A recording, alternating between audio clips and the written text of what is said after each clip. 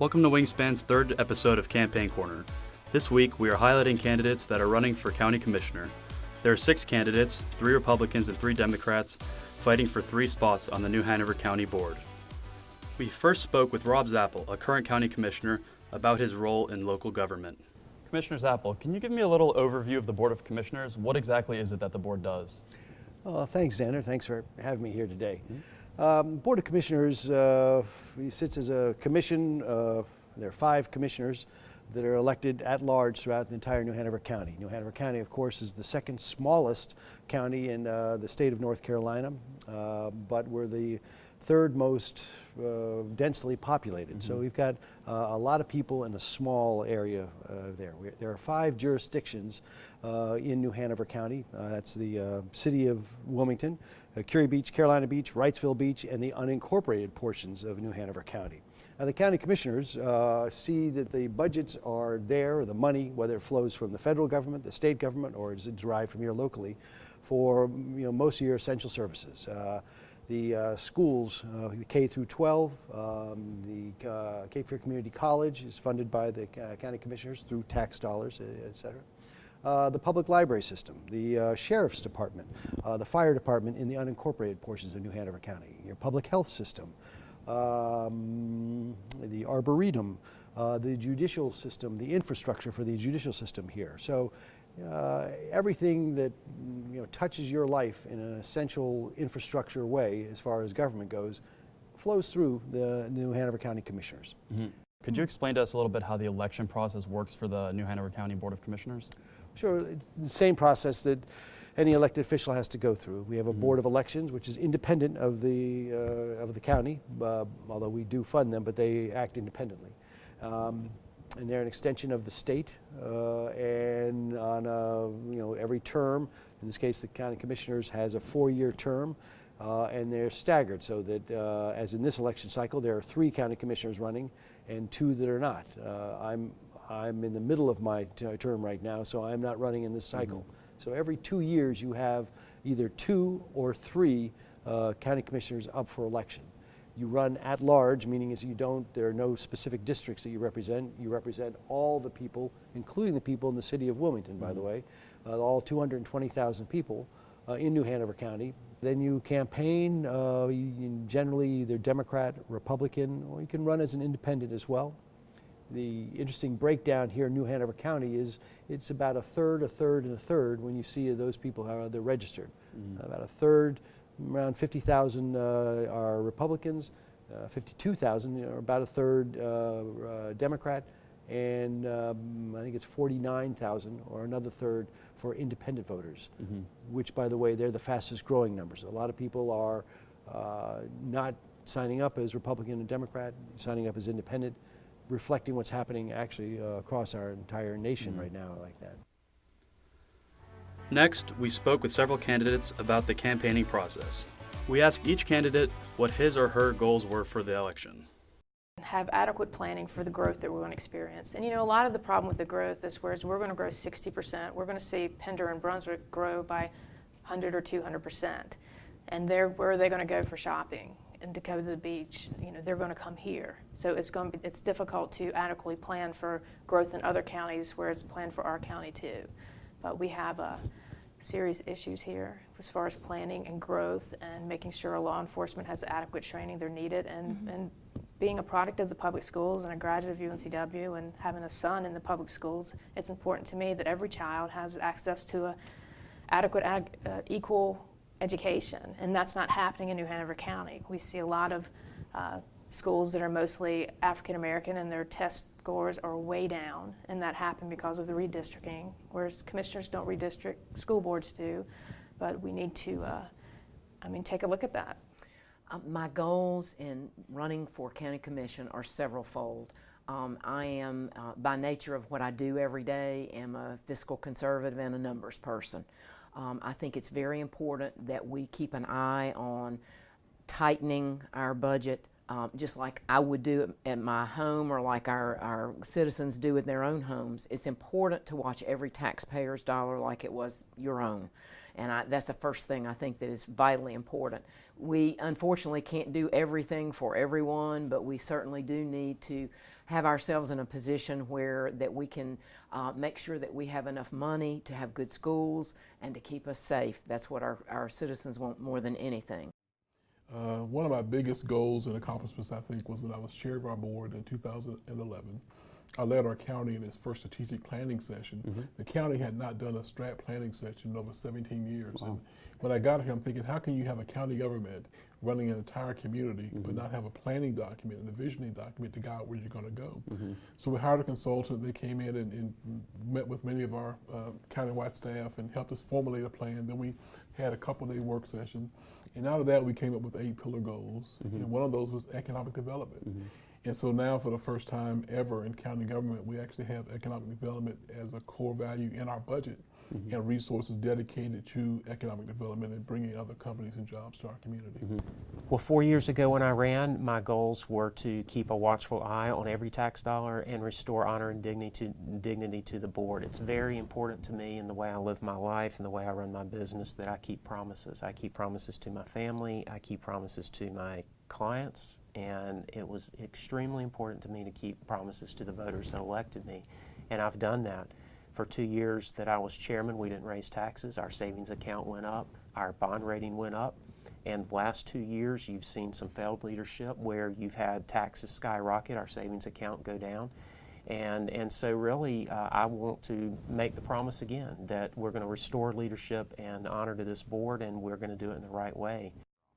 So one of the big goals that I had, the broad goals that I had, was to change the nature of the relationship between the local government and citizens. You know, right now you have a local government that has meetings at 9 in the morning, 4 in the afternoon, and they call them public meetings. But you know, my public is working at that time. My public is in class at that time, and so I feel like there's not a lot of room for two-way communication between the citizens of New Hanover County and the board. I want to go in there and make it easier to communicate with local leaders and let people know how local government is affecting their lives. Our next question inferred about the challenges of the campaigning process.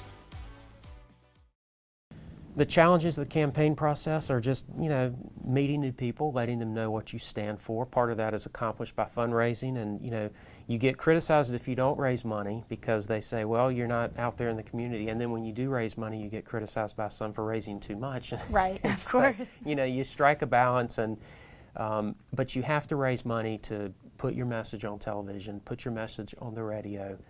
Well, it's a challenge to campaign at this level, from going from a state senate seat where I was spending and raising upwards to $500,000 for the same district. So it's a lower budget race that I'm doing, and trying to balance, as a lot of people, I'm a mom and I work full time, and running a campaign, it stretches us pretty thin. I'm certain my family will be glad when it's over. Oh, no doubt. First of all, people don't know who I am, and second of all, when they learn who I am, it takes them a couple of months to actually pronounce my name correctly. It's Bollier, right. But if you look at it, in the Army, my nickname was Vowels. Right. You wear a name tape and there's just a bunch of vowels, and they didn't want to bother pronouncing it. So, every candidate has their own liabilities. Every first-time candidate sort of has to learn the nature of politics. And so I've taken a few lumps, but that specific challenge of just people not knowing who you are and not knowing the office you're running for is something I've had to work hard to overcome, and I think I've done that in some pretty neat ways. And I believe that the challenges of campaigning at any level has to be the stamina that you keep up and taking care of yourself physically and mentally and everything else. And for me, I run my own business. I manage as much money as most community banks, and I do it pretty much by myself, and so that doesn't stop. I help 150 families every day with their financial issues, and so that, of course, comes first, and then the campaigning comes second. Next, WingSpan asked each candidate about their stance on the recent voter ID law.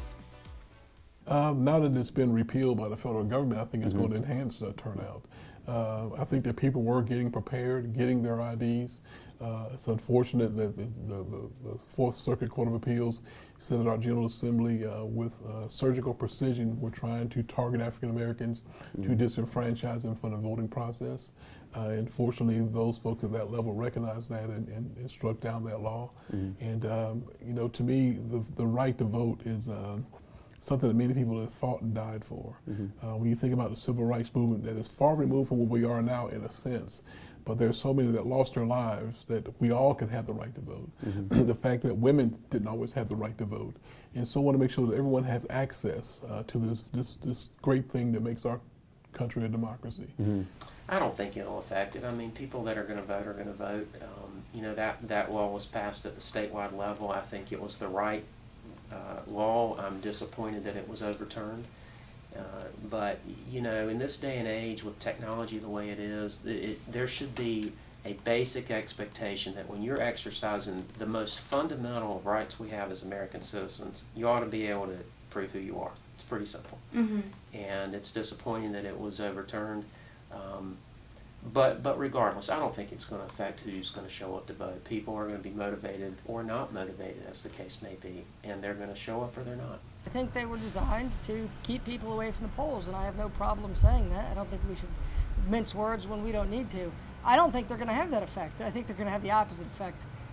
When people feel, whether they're right or not, when they feel as if their right to vote or any right is threatened, they react. And I think you're going to see an increase in turnout here in New Hanover County.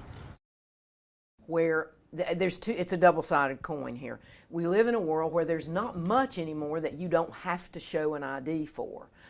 So I get that. But by the same token, we also get so frustrated as citizens that we have such low voter turnout. I mean, this is all about getting people excited and interested in exercising their right to vote.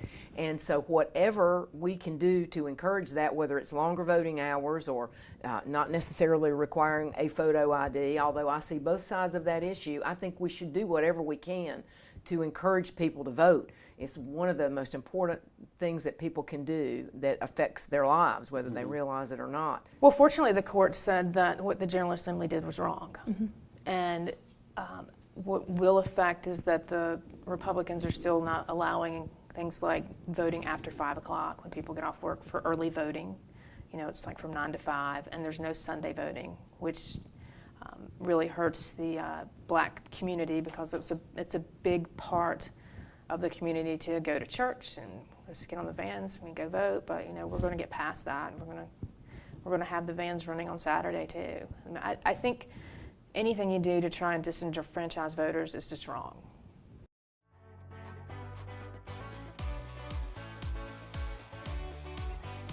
As you said, you're not currently running for re-election, but Right. for the commissioners who are running, they're running for themselves. But something unique about the county commissioner race is that they're running for themselves, but there's also either 2 or 1 spot open. Can you talk a little bit about the dynamic of them running for themselves, but also rooting for somebody else for the other county commissioner chairs? Yeah, it is really interesting. It's there's 2 basic ways to do it. You either run as an independent in the sense of, you know, say if you're a Democrat and there are 3 seats that are open, you can make the choice of, you know, I'm running by myself, or you can run as a slate of people. In this case, we have 3 Republicans running for 3 positions on the county commission, and there are 3 Democrats that are running.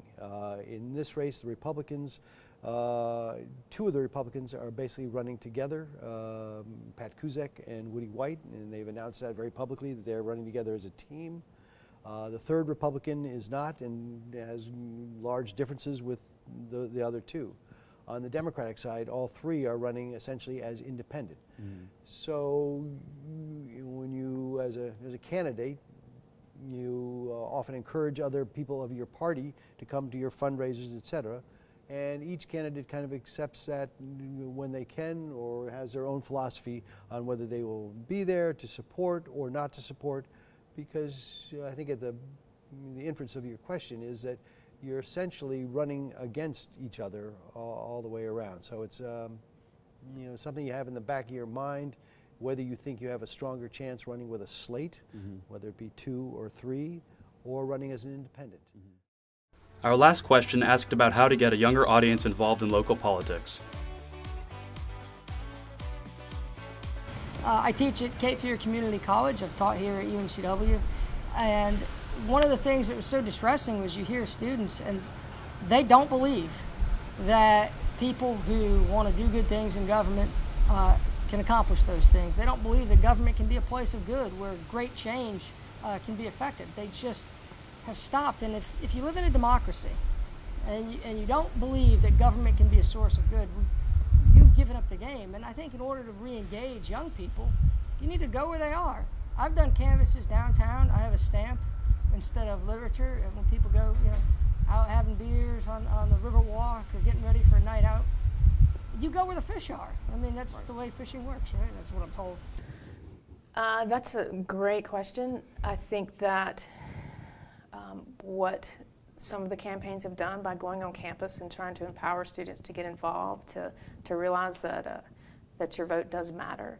I know when I was in college, I probably wasn't paying attention to what was going on. If it weren't for my mother taking me when I was in high school to the library and making me register to vote, I probably wouldn't have paid as much attention as I should have. But I think your generation is so different than it was when I was growing up. You're more involved. You are more forward-thinking. Wow. I know that from our I just got back from Richmond, Virginia, and their community has really engaged the millennials in everything that they do, from their marketing to their Chamber of Commerce to their boards and committees. They have really made an effort to engage the millennials, recognizing that they're not just the leaders of tomorrow, they are the leaders of today. They have creative minds, and it's so important we embrace everyone. And just coming back off of that trip, my goal is to find ways to do just that, to bring more of the younger people into the fold. To me, it's vitally important to get different views and different thought processes, but to see how progressive Richmond was and what they're doing with their arts and entertainment and promoting jobs and those kind of things, recognizing the need to address poverty. But these are ideas and concepts coming from multi-generations, and we locally, we need to figure out how to make that happen here locally. Not take it for granted. Accept every invitation they're asked to go out and talk to young people, whether it's at community colleges or universities or high schools, because a lot of times high school kids, they're 16, 17, they're just on the cusp of being able to vote and starting to take a little more interest. And so I always encourage other candidates or people that are trying to get involved to go out. If somebody asks you to come speak to a poli-sci class or an English class or history, go out there, go meet kids. And return young people's phone calls and emails when they email you, and I always do that. And so, it's a group of people. They need to be educated on why it's important to vote, and they need to know that their elected officials are responsive to them. We all face a real challenge at every level of government, and even moving forward and doing the right things to get young people excited and involved in the process. The young people are going to be the leaders of tomorrow. I've had the opportunity since running for county commission to meet some really, really great students that are on campus, and it makes me feel really good when I have a conversation and I walk away and I think, wow, I feel really good about turning over the reins to somebody like that. And I think there's so many, I really do think that we're, again, people tend to lump people in one category or another, but I think there's a lot of young people and students coming up and young people that have just graduated that do want to be involved. And again, I think we focus on the minority of the people that kind of are apathetic and don't care, but there are a lot of people who do want to get involved in the process and to help make their communities and their nation better. I mean, young people are our future. We need smart, involved, thoughtful young people with common sense and good heads to turn this country over to. And anything that we can do to make that happen is a winner for everybody.